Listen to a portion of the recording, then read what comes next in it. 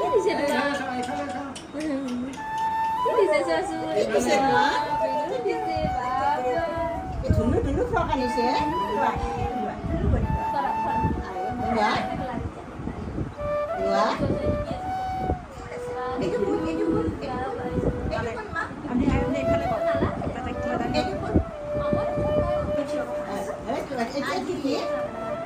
ক্ৰিয়াঞ্চি চান্দল্যৰ প্ৰথম জন্মদিন আৰু এই প্ৰথম জন্মদিনটোত আমি উপস্থিত হৈ বহুত ভাল লাগিল।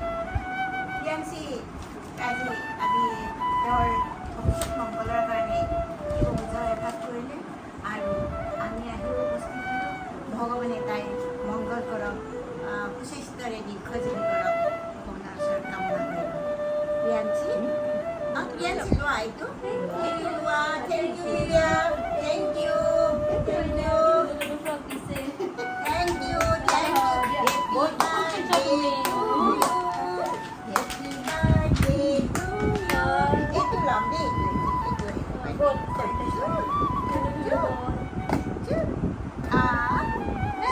মাৰি দিয়া মাৰি দিয়া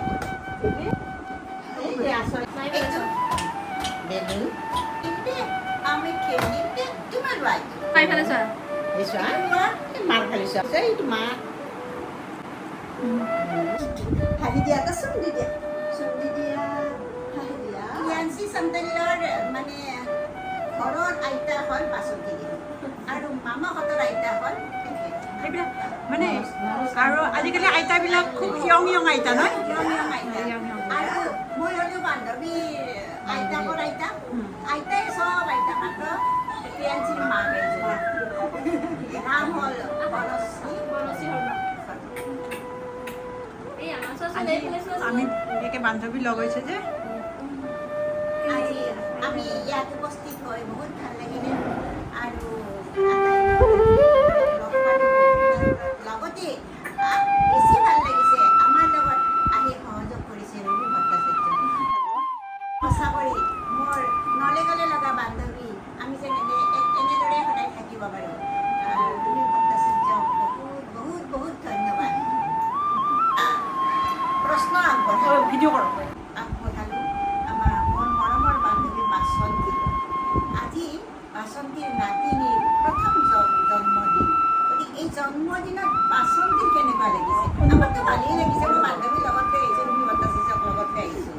গতিকে বাসন্তীৰ কেনেকুৱা লাগিছে তাই অনুভৱ নিশ্চয় ক'ব আৰু সেনেকুৱা অনুভৱতে আমি ভৱিষ্যতৰ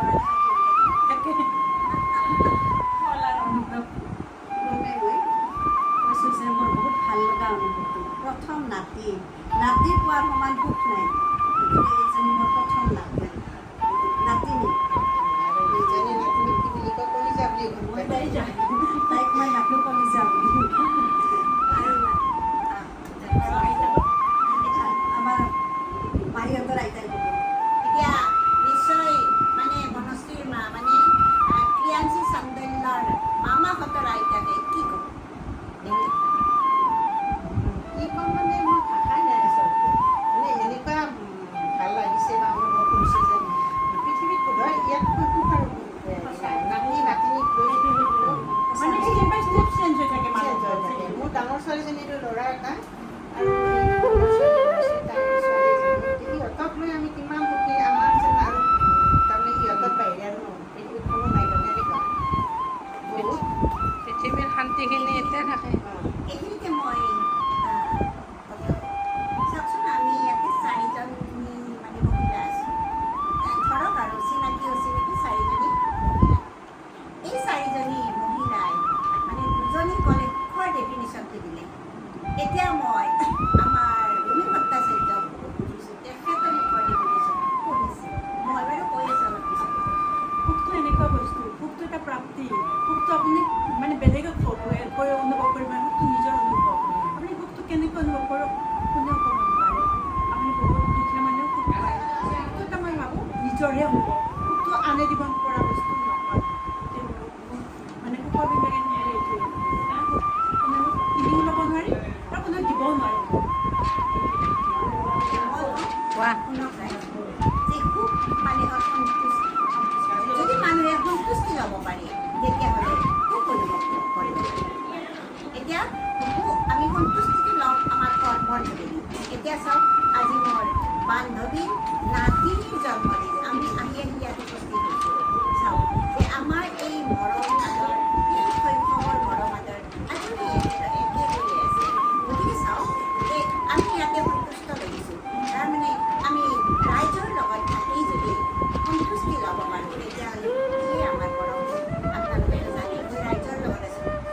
ৰাতিপুৱা এটা ছ'চাইটি কিবা এটা দি যোৱাটো এটা ডাঙৰ বস্তু ৰাতিপুৱা এটা এইটো ভিডিঅ' আগবঢ়াইছোঁ যে নামৰ এই চোতালখন ইমান বিশাল কিমান মানুহক লগ পালোঁ কিমান মানুহৰ লগত মানে দিয়া মানে মৰম আদৰ সন্মান বুটলি ল'লোঁ সকলোকে